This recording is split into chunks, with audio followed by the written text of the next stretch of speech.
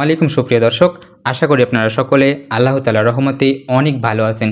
এ যেন কোনো সিনেমার দৃশ্য নয়, বরং বাস্তবের মাঝে লুকিয়ে থাকা এক অবিশ্বাস্য ট্র্যাজেডি। ভারতের আসাম রাজ্য থেকে একটি কলা গাছের ভেলায় এসে এক শিশুর নিথর দেহ। শিশুটির নাম সুমিত দাস, বয়স মাত্র 6 বছর। তার ছোট্ট জীবন থেমে গেছে একটি বিষাক্ত সাপের কামড়ে। কিন্তু এখানেই শেষ নয় গল্পটি। পরিবারের বিশ্বাস, ভেলায় আসলে হয়তো অলৌকিক কোনো উপায়ে শিশুটি আবার বেঁচে উঠবে। তাই সুমিতকে ভরা ভাসিয়ে দেয় কলাগাছের ভেলায়। এ ভেলায় পেরিয়ে যায় দেশের সীমান্ত, ভেসে আসে বাংলাদেশের কুড়িগ্রামের দুধকুমার নদী। নদীর কিনারায় হঠাৎ করে পড়ে একটি ছোট্ট ভেলা। তার ওপরে শোয়ানো আছে একটি শিশু, সাদা চাদর, গোলাপি মশারি আর পলিথিনে মোড়ানো দেহ, খোলা কেবল মুখটি। সেই দৃশ্য দেখে থমকে যায় স্থানীয় মানুষজন। নদী পাড়ে জড়ো হয় শত শত মানুষ। কান্না চেপে রেখা যায় না কারো।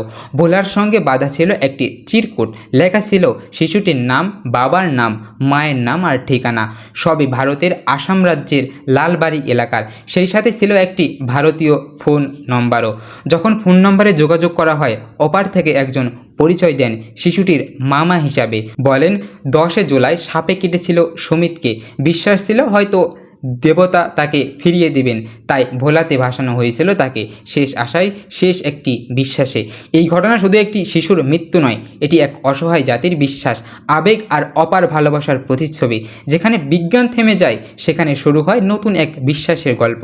একটি কলা গাছের ভেলা হয়ে ওঠে বেদনার বট, যেখানে একজন মা বাবা সব কিছু হারিয়ে যান তাদের প্রিয় সন্তানের নিঃশব্দ আহাজারিতে।